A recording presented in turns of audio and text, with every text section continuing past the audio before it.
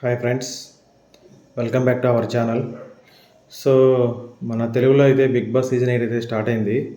మీరు కూడా చూస్తున్నారని అనుకుంటున్నాను.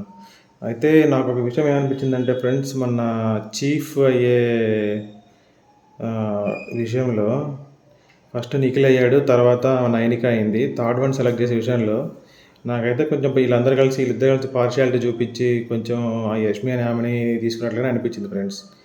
ఎందుకనంటే ఇప్పుడు నిఖిల్ అంటాడు కన్నడ వాడు, యష్మి అనే ఆమె కన్నడ ఆమె, ఇంకా ప్రేరణ అనే కన్నడ అమ్మాయికి స్కోప్ లేకున్నది కాబట్టి ఇంకా యష్మిని సెలెక్ట్ చేస్తారు. ఎందుకంటే ఇప్పుడు కన్నడ వాడు కన్నడ ఆమె.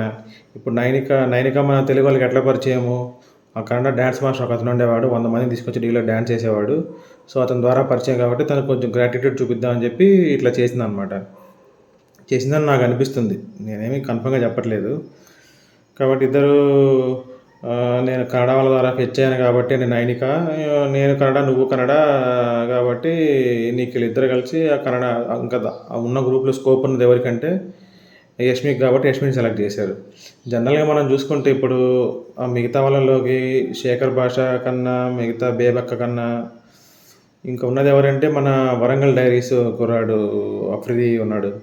అఫ్రిదికి అయితే మంచి ఇది, అసలు తను మంచిగా మాట్లాడుతున్నాడు, అందరితో కలిసిమెలిసిగా ఉంటున్నాడు, టాస్క్లు అనేది చేశాడు. అప్పుడు ఉన్న 2 రోజులు కూడా మంచిగా చేశాడు. ఉన్నది ఏదైతే ఉందో అది అంత చేసినా కానీ అతనికి ఇవ్వకుండా వీళ్ళు కొంచెం ప్రాంతీయాభిమానం చూపించి ఇట్లా చేయడం అయితే మాత్రం కరెక్ట్ అదే కాదు.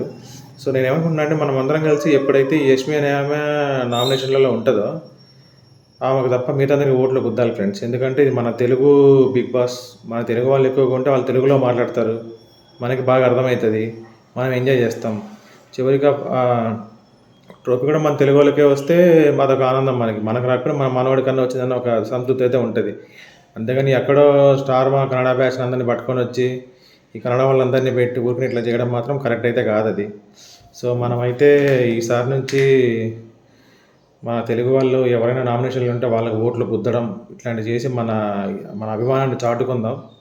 ఎందుకంటే ఇప్పుడు ప్రజెంట్ మన నబీల్కి జరిగిన అన్యాయం ఇంకోసారి వేరే తెలుగు వాళ్ళకి ఎవరికి కూడా జరగకూడదు. కాబట్టి మనమైతే వాయిస్ రేస్ చేయాలి.